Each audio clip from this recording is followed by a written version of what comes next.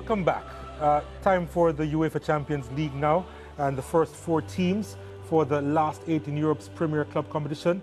Well, they've almost been confirmed as the second leg round of 16 UEFA Champions League action commenced earlier on Tuesday. And we can update you that Paris Saint-Germain and Liverpool, right now, they are in a penalty shootout locked at 1 apiece after PSG actually won the second leg in the 90 by a 1-0. And you can see live pictures of that penalty shootout now. And it's a tense atmosphere at Anfield at the moment. But basically, it's still pretty much all squared. Not anymore. Donnarumma with a spectacular save, denying Darwin Núñez. And Anfield has gone absolutely quiet. PSG, they have come from behind to tie this up on aggregate, and we are going to give you the full reaction as well as the full highlights of that one. But Sir Lance, it's tense at Anfield. Well, yeah, and PSG made sure that they put themselves right back into the game with an early goal in this second leg match, having gone so close on many occasions in the first leg.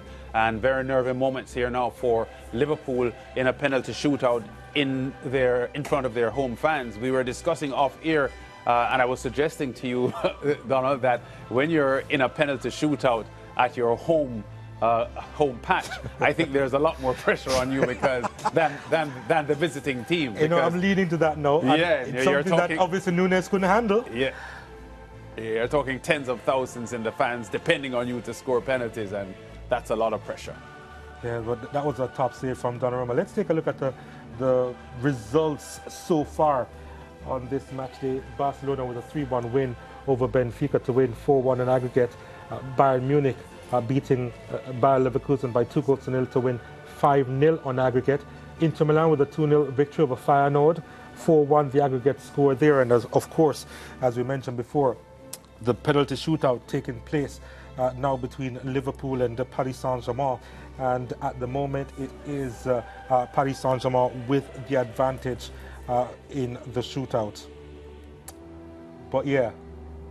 Well, that's going to be it. Oh, was that the final penalty save? Not the final one, but another save by Donnarumma. Well, he's been absolutely spectacular. I know that there's been a lot of discussion in terms of Alisson being one of the best keepers in the world, but Donnarumma is stealing the spotlight here. That's spectacular. It really is. Full stretch to his right, getting hands on it, and PSG celebrating in Liverpool. And maybe they'll finish off the contest now with this penalty kick. But again, Sir Lance, it's looking ominous. Yeah, well, they score here and they win. Yep. They're in and Liverpool are out. Match point 1. Match point 1. And Paris Saint-Germain, they are through. And look at those celebrations at Anfield. Donnarumma, the hero of the shootout, a couple of saves. And I have to say that even after what we saw in the first leg, what we experienced them doing to Liverpool and still coming out on the losing side, for them to come to Anfield and secure the win says a lot about this team. There's been conversations that whoever would have won this game would have gone straight to the final. Football is obviously not played on paper, but PSG, I consider them to be one of the top 2 remaining in this UEFA Champions League. And based on their form, this is definitely, surely, their year to take it all home, as we are now joined by Juan Giarango. And it's fresh on your mind. Juan, talk to me. This is a big result for Paris Saint-Germain. Absolutely it is, no doubt about it. There is no doubt that the result for Liverpool ends up being absolutely enormous in terms of what they've been able to do. I mean, if you look at the 180 minutes overall, it ends up being a tremendous bit of work by PSG in terms of what they were capable of doing.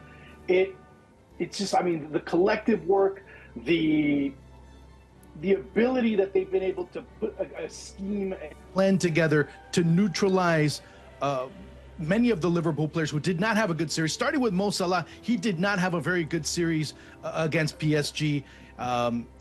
To me, the man of the match today ends up being Gianluigi Donnarumma for obvious reasons. If you give me a podium, Donald, I'd have to put William Pacho second because of the work he did at central defense. I mean, the Ecuadorian youngster is just absolutely tremendous in what he's been able to do.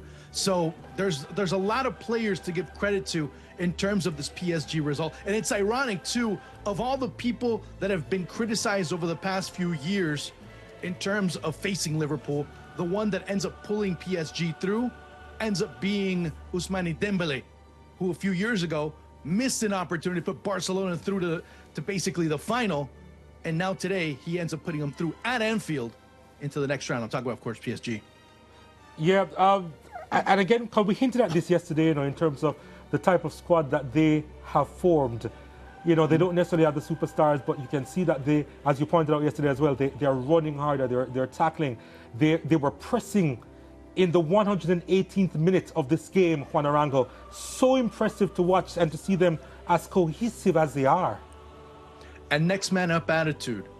I mean, let's keep in mind there were a couple of subs that were, well, the most, I guess the best example in that point would be Marquinhos coming off late in the match, and then you end up seeing, who was it, Beraldo coming on to replace him, and he ended up having a solid performance throughout. So everyone understood what this meant for PSG should they come through, and it's funny to see that because, like you said, or like we said yesterday, there's no superstar. There's no Mbappe anymore. There's no Messi or Neymar or Cavani or Ibrahimovic or on and on and on and on. It's a group of 11 players and, of course, a group of bench players that believe in one another, that have been able to fight through a lot of things, that know what wearing the PSG jersey means, and, of course, both the positive and the negative, and how they've been able to overcome that. Yeah, and Juan, a quick comment on Luis Enrique and the work that he's been able to do with this PSG team on the back of your narrative that he doesn't have Neymar, he doesn't have Mbappe nor Messi, three world-class players who were a part of the setup a few years ago, and PSG are delivering in a more efficient way than they had with those players. They have.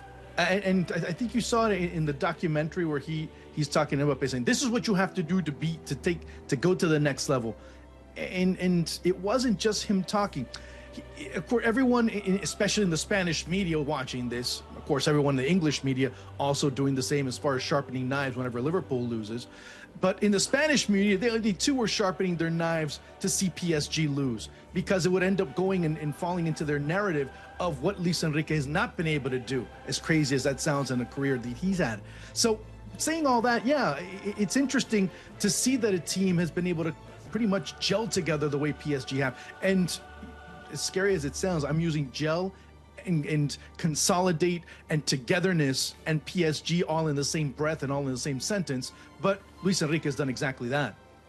Yeah, and Donald mentioned earlier on that PSG has to be considered as one of the tournament favorites at the moment, and given their quality, especially in offense, and how unstoppable they are, they appear to be when they're in attack. They